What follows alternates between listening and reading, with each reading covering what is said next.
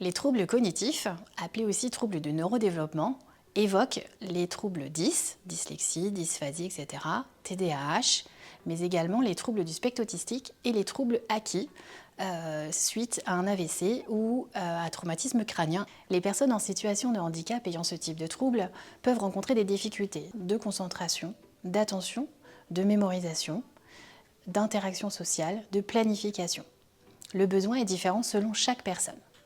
Cap Emploi, les prestataires spécialisés en lien avec les médecins du travail peuvent effectuer une évaluation du besoin de la personne et du collectif de travail afin de rechercher et proposer des moyens de compensation.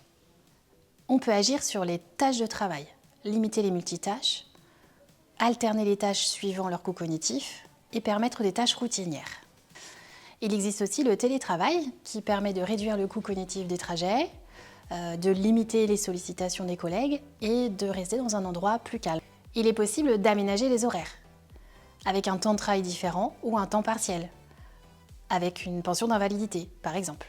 Quelqu'un qui arrive d'un arrêt long, le fait de reprendre à mi-temps thérapeutique ou même de faire moins avant et de reprendre au fur et à mesure, surtout de prendre son temps parce qu'il y a la fatigue aussi au niveau de la lésion cérébrale qui est très présente et c'est important de prendre ça en compte. Suivant les lésions cérébrales, on peut avoir des personnes qui peuvent faire des activités, une seule activité de manière récurrente et qui peuvent avoir des chutes attentionnelles.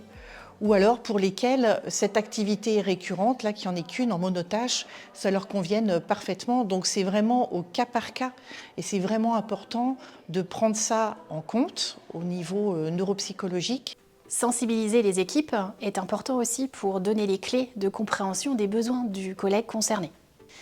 Pour certaines personnes, il est important de réduire les interactions sociales. Dans ce cas, il peut être intéressant d'étudier les temps collectifs festifs durant lesquels il n'a pas besoin d'être présent. Des after-work, des déjeuners entre collègues, des pauses qui peuvent être trop sollicitants pour la personne. L'auxiliariat professionnel permet de mettre en place une tierce personne pour aider à la réalisation des tâches difficiles à faire seule. Très souvent en entreprise, c'est le tutorat. L'idée, c'est de mettre en place une personne de référence en entreprise. C'est vraiment une personne de proximité. Le but, ça va être de faciliter l'intégration du salarié en entreprise, de le soutenir dans le développement de ses compétences. C'est vraiment une personne ressource, notamment s'il y a besoin de faire de la médiation avec le collectif de travail ou les responsables. Et c'est être tuteur en entreprise, c'est être un soutien pour les apprentissages des missions, apprendre les codes sociaux de l'entreprise, développer des relations aussi avec ses collègues en entreprise et aussi tous les à côté. Au-delà des moyens organisationnels pour compenser les contraintes cognitives, il est possible de mettre en place des moyens techniques comme des checklists, des photos, des logigrammes.